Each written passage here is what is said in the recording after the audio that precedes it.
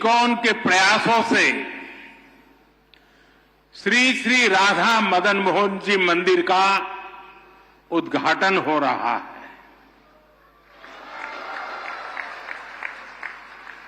मेरा सौभाग्य है कि मुझे ऐसे अलौकिक अनुष्ठान में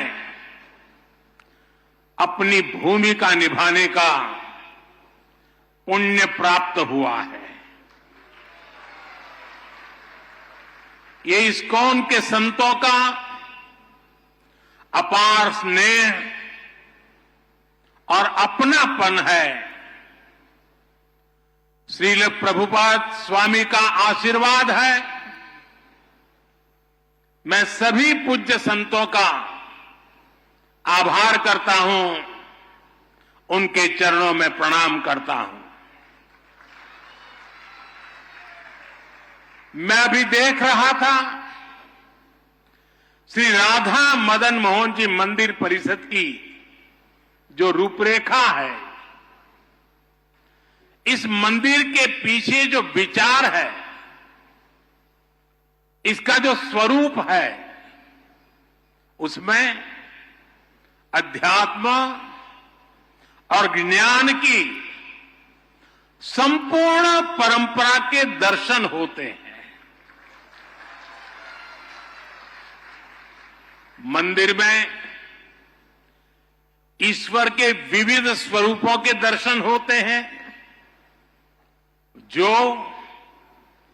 एको अहम बहुश्याम, ये हमारे विचार को भी अभिव्यक्त करते हैं। नई पीढ़ी की रुचि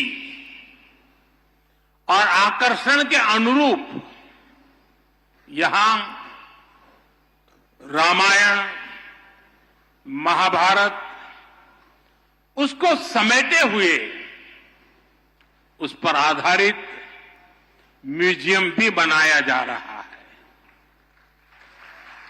यहां वृंदावन के 12 जंगलों पर आधारित एक उद्यान भी विकसित किया गया है।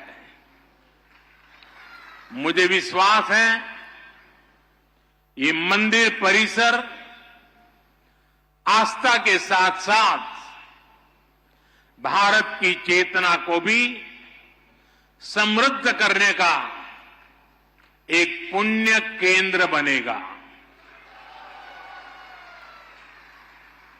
मैं इस पुनीत कार्य के लिए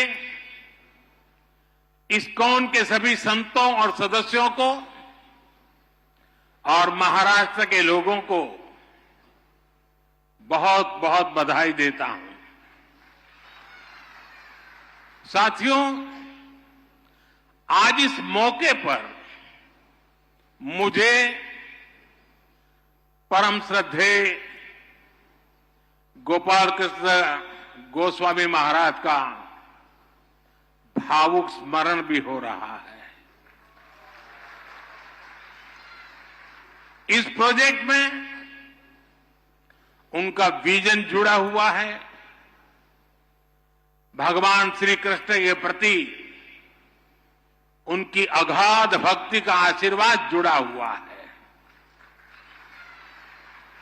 आज वो भौतिक शरीर से भले ही यहां न हो, लेकिन उनकी आध्यात्मिक उपस्थिति हम सब महसूस कर रहे हैं।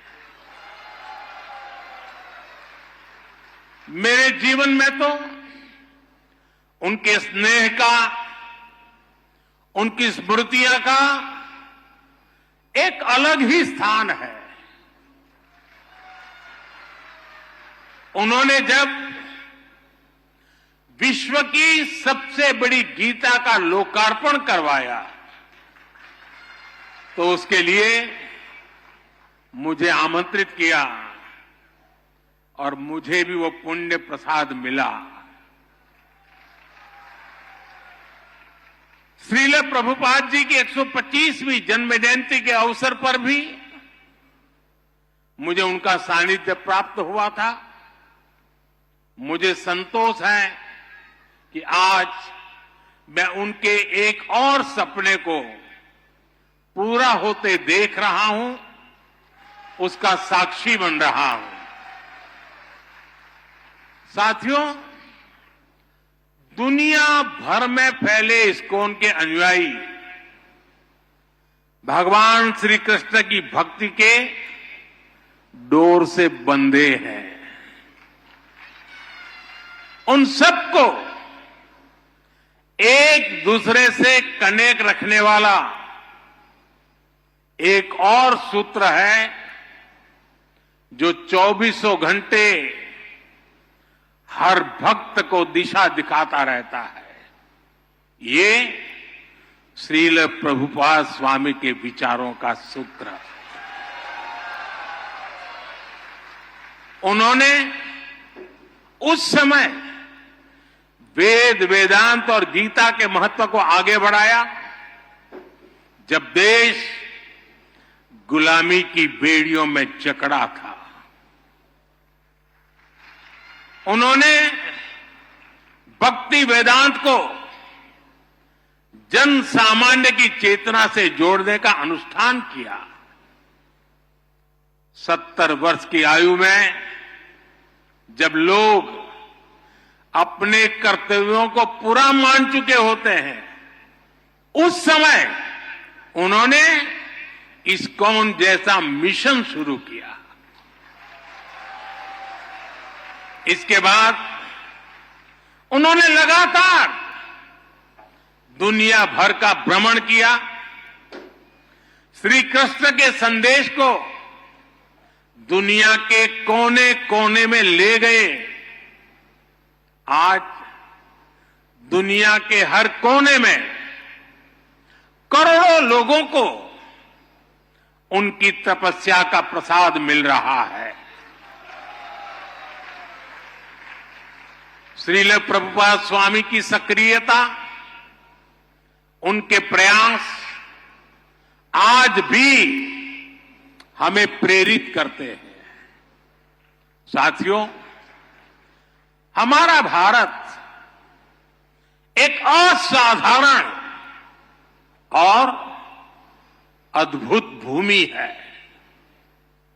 भारत केवल भौगोलिक सीमाओं में बंधा भूमि का एक टुकड़ा मात्र नहीं है। भारत एक जीवंत धरती है, एक जीवन संस्कृति है, जीवन परंपरा है और इस संस्कृति की चेतना है यहां का अध्यात्म। इसलिए यदि भारत को समझना है तो हमें पहले आध्यात्म को आत्मसात करना होता है।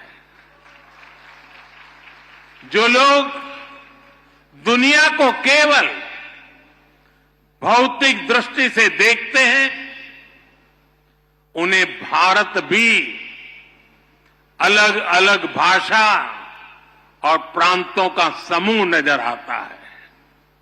लेकिन जब आप इस सांस्कृतिक चेतना से अपनी आत्मा को जोड़ते हैं, तब आपको भारत के विराट रूप के दर्शन होते हैं।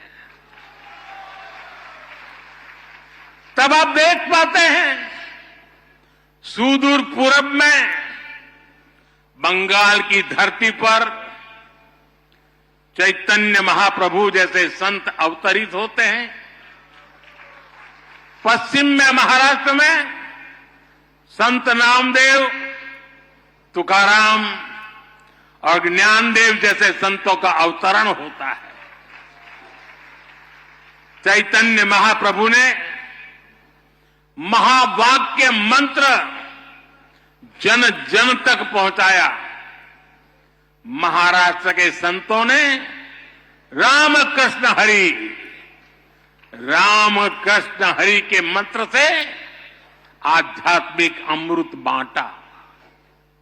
संत ज्ञानेश्वर ने ज्ञानेश्वरी गीता के जरिए भगवान कृष्ण के गुण ज्ञान को जनसुलभ बनाया। इसी तरह श्रील प्रभुपाद जी ने इस्कॉन के माध्यम से गीता को लोकप्रिय बनाया। गीता की टीकाएं प्रकाशित कर उसकी भावना से लोगों को जोड़ा। अलग अलग स्थानों पर जन्मे ये सभी संत अपने अपने तरीके से कृष्ण भक्ति की धारा को गति देते रहे हैं। इन संतों के जन्म काल में वर्षों का अंतर है, अलग अलग भाषा, अलग अलग पद्धति है, लेकिन बोध एक है, विचार एक है, चेतना एक है। सभी ने भक्ति के प्रकाश से समाज में नए प्राण फूके, उसे नई दिशा दी, अविरत ऊर्जा दी। साथियों, आप सभी परिचित है, हमारी आध्यात्मिक संस्कृति की नींव का प्रमुख आधार सेवा भाव है। आध्यात्मिकता में जनार्दन सेवा और जन सेवा एक हो जाते हैं। हमारी आत्मा को समाज से जोड़ती है, उनमें करुणा की भावना पैदा करती है। ये भक्ति भाव उन्हें सेवा भाव की ओर ले जाता है। दातव्यमिति यद्दानम दीयते अनुपकारिणे देशे काले च पात्रे च तब दानम सात्विकम स्मृतम। श्री कृष्ण ने हमें इस शोक में सच्ची सेवा का मतलब बताया है। उन्होंने बृहद सुंदर तरीके से समझाया है कि सच्ची सेवा वही है जिसमें आपका कोई स्वार्थ ना हो। हमारे सभी धार्मिक ग्रंथों और शास्त्रों के मूल में भी सेवा भावना है। इस्कॉन जैसी इतनी विराट संस्था भी इसी सेवा भावना से काम करती है। शिक्षा, स्वास्थ्य और पर्यावरण से जुड़े कितने ही काम आपके प्रयास से होते हैं। कुंभ में इस्कॉन सेवा के कई बड़े कार्य कर रहा है। साथियों, मुझे संतोष है कि हमारी सरकार भी इसी सेवा भावना के साथ पूरे समर्पण से लगातार देशवासियों के हित में काम कर रही है। हर घर में शौचालय बनवाना, हर गरीब महिला को उज्ज्वला का गैस कनेक्शन देना, हर घर तक नल से जल की सुविधा पहुंचाना, हर गरीब को 5 लाख रुपए तक मुफ्त इलाज की सुविधा देना, 70 वर्ष की आयु से ऊपर के हर बुजुर्ग को इस सुविधा के दायरे में लाना, हर बेघर को पक्के घर देना।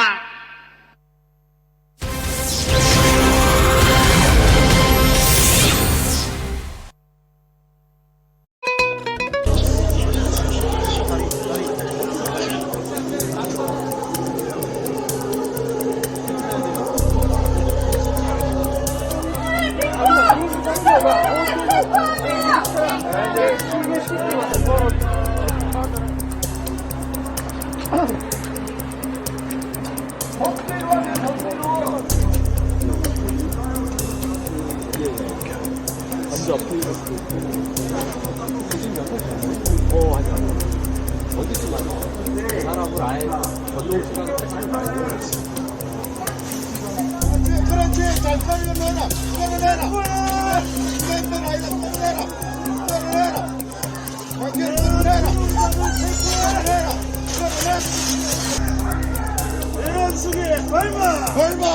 벌마 버려. 윤석열이나 벌마. 윤석열이나 벌기야 저기야. 대란성의 발마.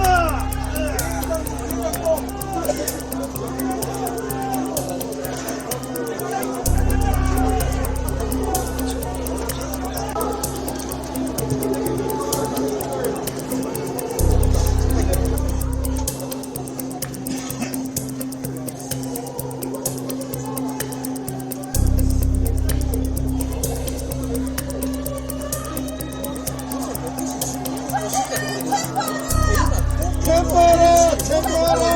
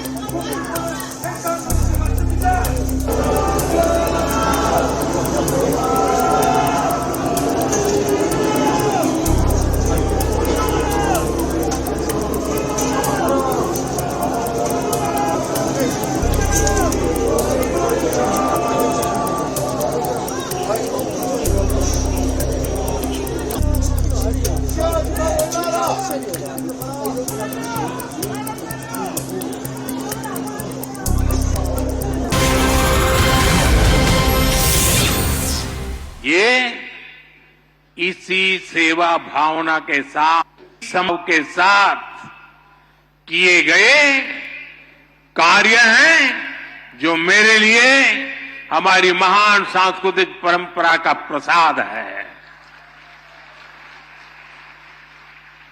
सेवा की यही भावना सच्चा सामाजिक न्याय लाती है, सच्चे सेक्युलरिज्म का प्रतीक है। साथियों, हमारी सरकार कृष्ण सर्किल के माध्यम से देश के अलग अलग तीर्थों, धार्मिक स्थानों को जोड़ रही है। इस सर्किट का विस्तार गुजरात, राजस्थान, हरियाणा, उत्तर प्रदेश और उड़ीसा तक है। स्वदेश दर्शन और प्रसाद योजना के द्वारा इन स्थानों को विकसित किया जा रहा है। इन मंदिरों में भगवान श्री कृष्ण के अलग अलग रूपों के दर्शन होते हैं। कहीं वो बाल रूप में दिखते हैं तो कहीं उनके साथ राधा रानी की भी पूजा होती है। किसी मंदिर में उनका कर्मयोगी स्वरूप दिखाई देता है तो कहीं राजा के रूप में उनकी पूजा की जाती है।